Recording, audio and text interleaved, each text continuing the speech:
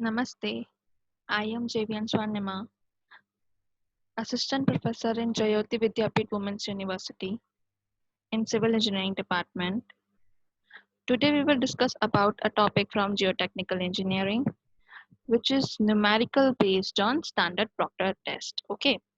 In the previous session, we were all discussed about some numerical. In this section, we will discuss about more numericals with different calculations. So let's start. Question is the following data refers to a compaction test, which is light compaction test. Here given the W percent, which is the water content in percent, mass of wet soil sample in kg. If G equals to 2.7 means specific gravity is equals to 2.7. Then determine, or first thing is plot compaction curve and obtain maximum dry density and optimum moisture content. Second, plot the 80% and 100% saturation line. Third is it is proposed to secure a relative compaction of 95% in field. What is the range of water content that can be allowed? Fourth, would the 20% air void curve be the same as 80% saturation curve? So this is our question. Now start solution. Firstly, we make a table in which water content, mass of wet sample, bulk density, dry density theoretically for 80% saturation, theoretical dry density for 100% saturation is the rows, having rows. uh, Firstly, हमको क्या है कि W यानी water content percent में दे रखा था, ठीक है। अब हम क्या करेंगे, इसमें उस परसेंट वाले वाटर कंटेंट को चेंज कर लेंगे पॉइंट्स की वैल्यूज में, ठीक है। हमको किस में दे रखा था, मास ऑफ सैंपल केजी में दे रखा था, हमने उसको किस में चेंज कर लिया, ग्राम में चेंज कर लिया। बल्क डेंसिटी जैसा कि हमने पहले भी पढ़ा था, m अपॉन b होता है। m हमारे पास ये है, v हमारे पास हमको 1000 ml।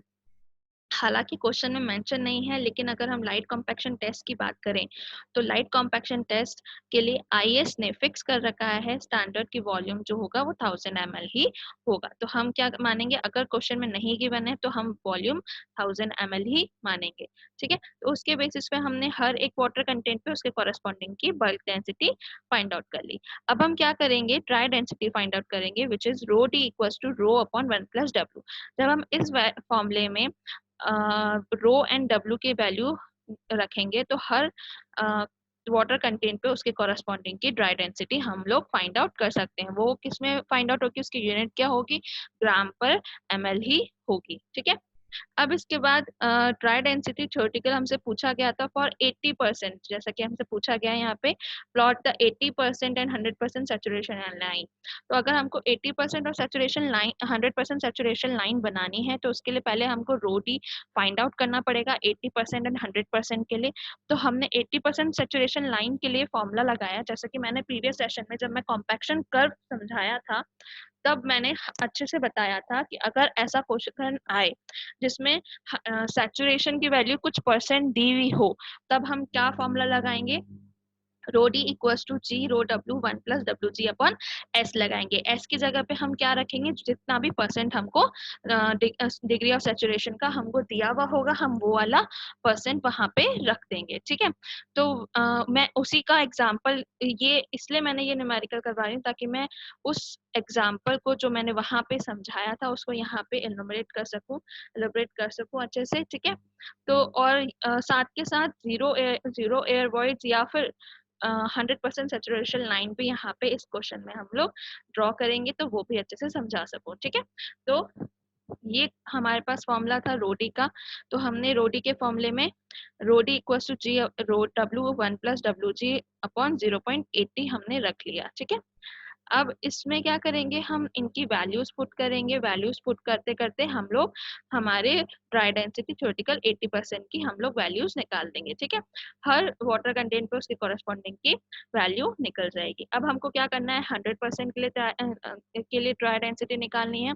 तो 100% के लिए ड्राई डेंसिटी का फॉर्मूला यही होता है, rho d equals to g rho डब्ल्यू अपॉन 1 प्लस डब्ल्यू जी। बस हम उसमें वैल्यूज पुट करेंगे और हम हमारी कैलकुलेशन करके वैल्यूज यहाँ पे लेके आ जाएंगे। अब देखिए, जैसा कि आपको यहाँ पे बाय टेबल से ही हमें ये समझ में आ जाता है कि हमारा जो प्रैक्टिकल है वो सही हो रहा है, परफॉर्म हुआ है, हमारी वैल्यूज जो हैं वो सही आ रही हैं या नहीं आ रही हैं, ठीक है। वो कैसे हम पता करेंगे, जैसा कि मैंने कहा कि हमेशा जब भी हम वाटर कंटेंट इंक्रीज करेंगे तो पहले तो क्या होगा, इंक्रीज करने की वजह से हमारी जो ड्राई डेंसिटी है वो बढ़ेगी, ठीक है।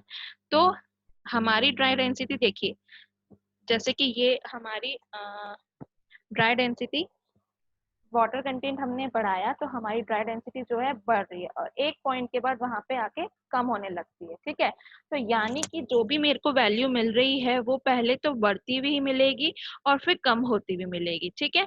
तो हमने क्या किया, देखिए यहाँ पे मेरी जो ड्राई डेंसिटी है पहले तो थी अ, पहले तो थी 1.659, फिर 1.729, फिर 1.758, ठीक है, बढ़ रही है, यहाँ तक भी बढ़ रही है। यहाँ के बाद देखिए थोड़ा थोड़ा डिक्रीमेंट होने लगा और फिर से डिक्रीमेंट हो गया। तो मेरी वैल्यू बढ़ते हुए होते होते फिर डिक्रीमेंट की ओर दिख रही है। तो मतलब मेरा जो प्रैक्टिकल है, जो मैंने परफॉर्म किया, उसका ग्राफ मुझे इसी तरह का मिलेगा। जब मुझे ग्राफ इस तरह का मिलेगा मीन्स मेरा जो प्रैक्टिकल है वो मैं सही परफॉर्म कर रही हूँ, ठीक है ना। अगर हम इसकी बात करें, जो हमारा 100% सैचुरेशन लाइन है, अगर हम उसकी बात करें तो देखिए हमको 100% सैचुरेशन लाइन के लिए कैसी लाइन चाहिए होती है कि जो लाइन है वो इस तरह से मिलती है, राइट। तो अगर लाइन इस तरह से मिलती है इसका मतलब क्या है कि जो फर्स्ट वैल्यू होगी, फर्स्ट वाटर कंटेंट पे जो वैल्यू आई वो सबसे हाई थी, फिर डिक्रीमेंट होता गया होता गया होता गया, तो उसके बाद जो भी वैल्यू आई वो हमको मिले। तो 100% सैचुरेशन में हमेशा पहले इंक्रीमेंट पे होती है और इंक्रीमेंट के स्टार्टिंग में सबसे ज्यादा होती है, फिर उसके बाद डिक्रीज होती रहती है वैल्यू। तो देखिए यहाँ पे हमारी सबसे पहले स्टार्टिंग में सबसे ज्यादा है, फिर कम होती जा रही है और कम होती जा रही है, कम होती जा रही है। तो ये हमारी क्या है, जो हमारा आंसर निकले हैं वो एकदम सही है, हम इसको सही मान सकते हैं। आई होप आपको यहाँ तक समझ में आया होगा। नाउ हमसे क्या पूछा गया था सबसे पहला कि प्लॉट करना है कॉम्पैक्शन कर्व को, ठीक है। तो हम कॉम्पैक्शन कर्व हमने यहाँ पे देखी, ये मैंने एक रफली डायग्राम है मेरा, ठीक है, जिसे मैंने यहाँ पे बनाया है। इसे आप ग्राफ में बनाइएगा। तो मैंने यहाँ पे बस एक समझाने के पर्पज से इसको यहाँ पे बनाया है, ठीक है। तो एक डायग्राम मैंने बनाया, किस किस के बीच में मैंने बनाया, water content and dry density के बीच में मैंने एक ग्राफ बनाया, ठीक है। इस ग्राफ में जैसे जैसे देखिए ये रहा, जैसे जैसे मेरी वैल्यूज बढ़ रही थी फिर मेरी वैल्यू कम होने लगी, ठीक है।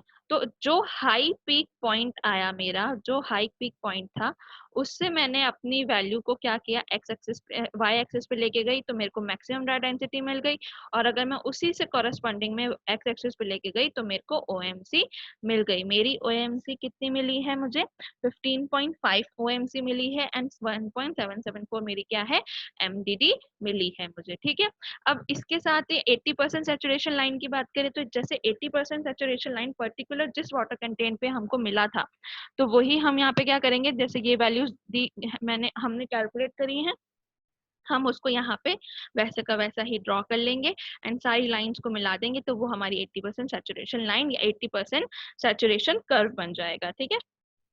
सेम हम क्या करेंगे, 100% सैचुरेशन लाइन की बात करेंगे तो 100% सैचुरेशन लाइन की वैल्यूज भी सारी यहाँ पे पुट करते जाएंगे और जो जो हमारी पर्टिकुलर वाटर कंटेंट पे जो हमारी वैल्यूज आई हैं हम उनको यहाँ पे पुट करेंगे और पुट करते ही हमको यहाँ पे 100% सैचुरेशन लाइन मिल जाएगी। याद रखिएगा हमेशा जब भी 100% सैचुरेशन लाइन हम लोग यहाँ पे कैलकुलेट करेंगे तो वो जो 100% सैचुरेशन लाइन होती है वो हमेशा हमारे कॉम्पैक्शन कर्व के को कभी भी कोइंसाइड नहीं करती है, वो उससे ऊपर ही होती है हमेशा, थोड़ी दूरी बना के, ठीक है।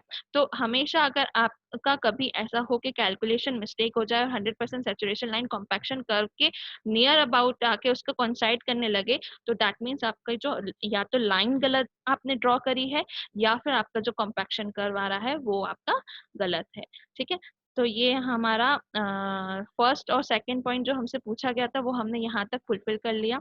नाउ थर्ड पॉइंट हमसे पूछा गया था, अगर 95% हमारी जो रिलेटिव कॉम्पैक्शन होगा फील्ड का, तो हमारा कितना ड्राई डेंसिटी की बात होगी।